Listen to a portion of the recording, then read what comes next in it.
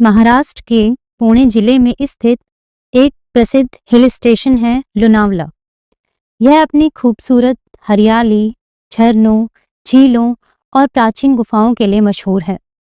लेकिन कुछ समय पहले यह एक दर्दनाक हत्याओं के लिए भी मशहूर हुआ और हत्याएं भी इतनी दर्दनाक थी जो आपकी रूह को अंदर तक झकझोर देंगी।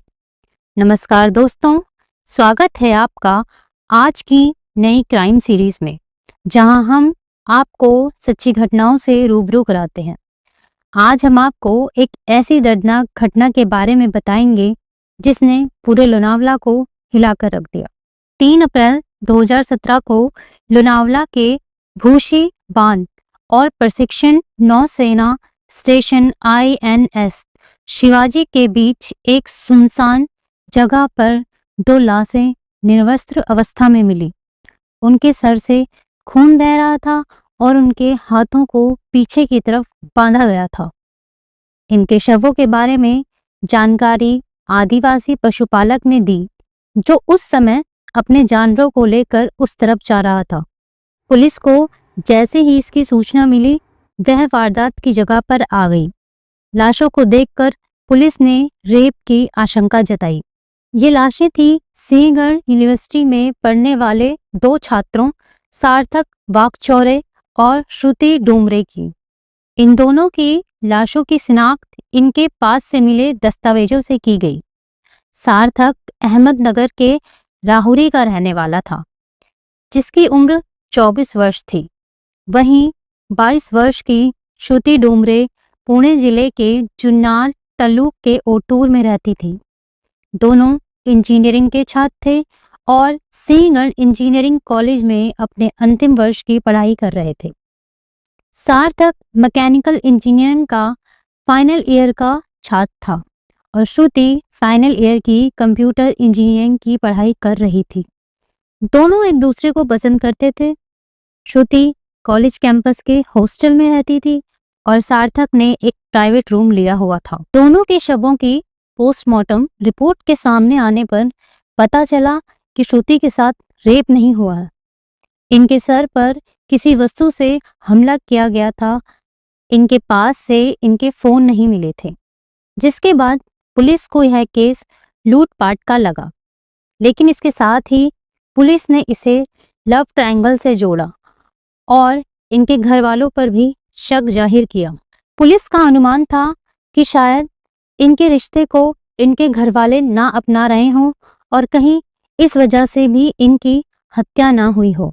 पुलिस ने श्रुति के साथ रहने वाली उसकी दोस्त से जानकारी ली, तो उसने बताया कि वह रविवार शाम 7:30 बजे हॉस्टल से निकली थी और उसने कहा था कि उसे आने में देरी होगी, और जब वह काफी समय बाद भी वापस नहीं आई तो मैंने उसे कॉल किया, लेकिन उसका फोन बंद आ रहा था।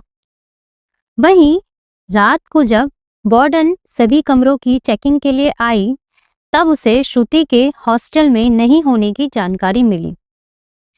वैसे रविवार को सभी छात्र अपने परिवार से मिलने जाते थे, इसलिए वार्डन ने श्रुति को कॉल किया तो उसने बताया कि वह अपने घर अपने पिता के साथ है। तब वार्डन ने श्रुति से कहा कि अपने पिता से बात करवाए, तो उसने किसी से बात करवाई, जिससे उसे यकीन हो गया कि श्रुति अपने घर ही है। पुलिस ने इस केस की गुत्थी को सुलझाने के लिए 1000 से अधिक कैंपस छात्रों से पूछताछ की। वहीं 500 से अधिक अपराधियों से भी सवाल किए गए, लेकिन केस से जुड़ा कोई भी सुराग पुलिस को नहीं मिला। पुलिस की टीम इस केस को लेकर काफी उलझी हुई थी।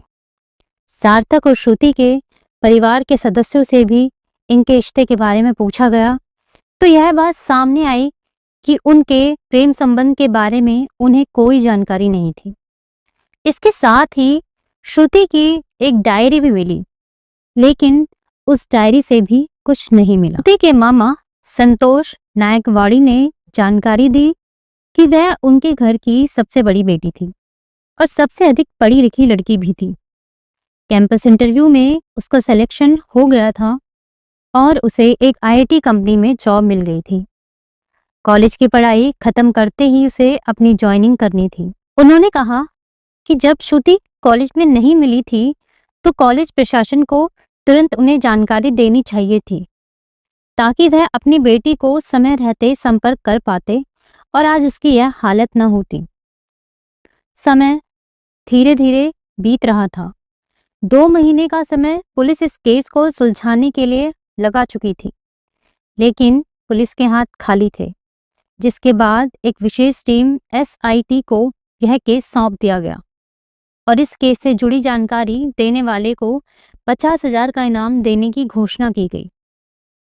पुलिस ने अपनी एक टीम को एक कपल के रूप में उसी जगह रखा हुआ था जहां सार्थक और श्रुति की हत्या हुई थी, ताकि उन्हें इस केस को सुलझाने में कुछ मदद मिल सके।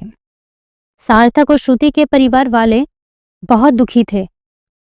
उन्होंने पुलिस को 20 दिन का समय दिया कि वह इस केस को सुलझा दे, नहीं तो वह आमरण अनशन पर जाएंगे और प्रोटेस्ट करेंगे। श्रुति के पिता संजय ने बताया कि 2 अप्रैल की रात को उसने अपनी मां को फोन किया था। उस समय वह बाहर थी।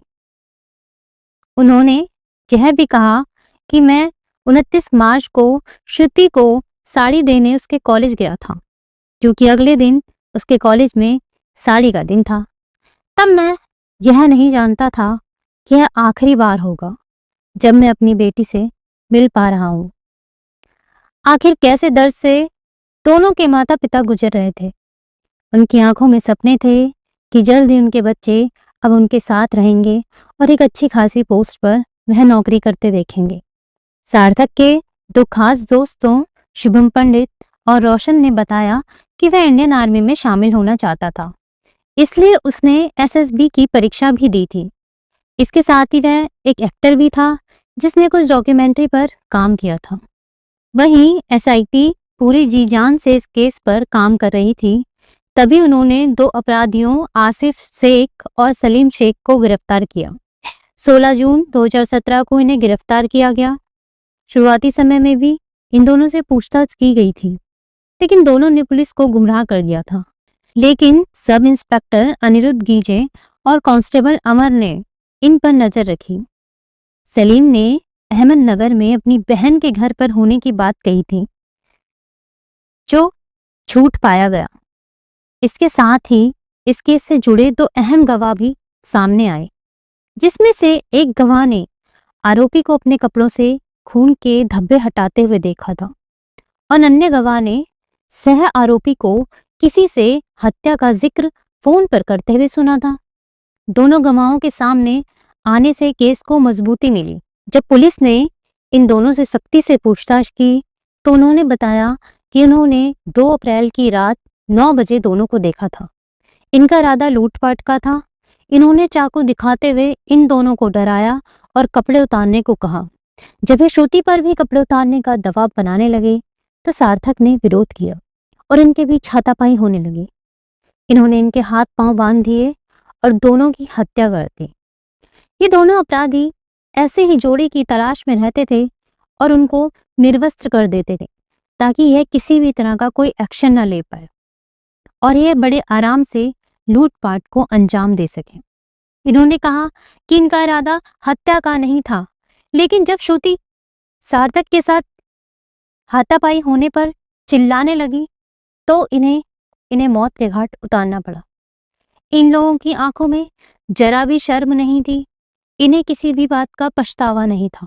तो दोस्तों, अपनी सुरक्षा को प्राथमिकता दें।